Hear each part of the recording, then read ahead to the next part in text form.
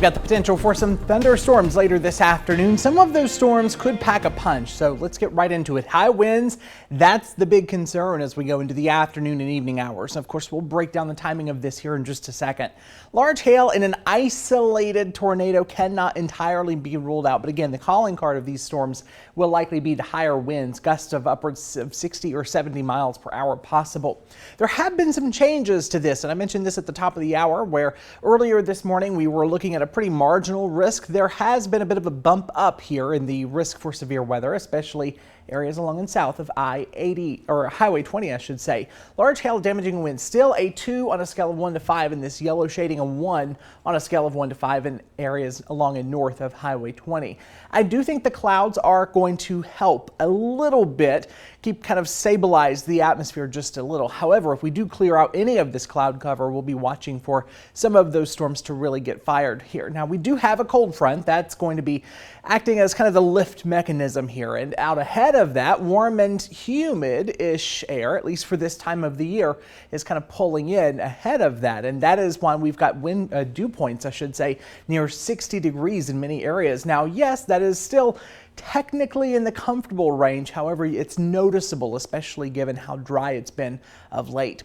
72, that's where we stand right now in Rockford. We've got cloudy skies, as noted from our WREX cam, looking towards the east. Those winds out of the south. Again, that's pulling in the moisture here as we go through the afternoon and into the evening hours. We'll see those showers and thunderstorms start to overspread our area by 6 p.m. Certainly, all of us, especially along and west of I-39, are in the kind of thick of it here as those thunderstorms do move through. As we go into the evening hours, by 9-10 o'clock, the showers and storms should taper off. We'll gradually dry out, clearing out though slowly here. I do think we'll hold on to mostly cloudy skies through much of the evening hours. 75 for this afternoon. Thunderstorms likely, again, especially after the, say, 2 or 3 o'clock hour for most of us. Some of those storms could be severe. Again, 3 to 6 p.m. here from areas like Freeport down through Forreston, just to the west of Dixon, points west. As we go east of that, 5 to 8. This does include us here in Rockford, as well Belvedere, Loves Park, McChesney Park, Oregon, as well down into Rochelle and Amboy Sublette here.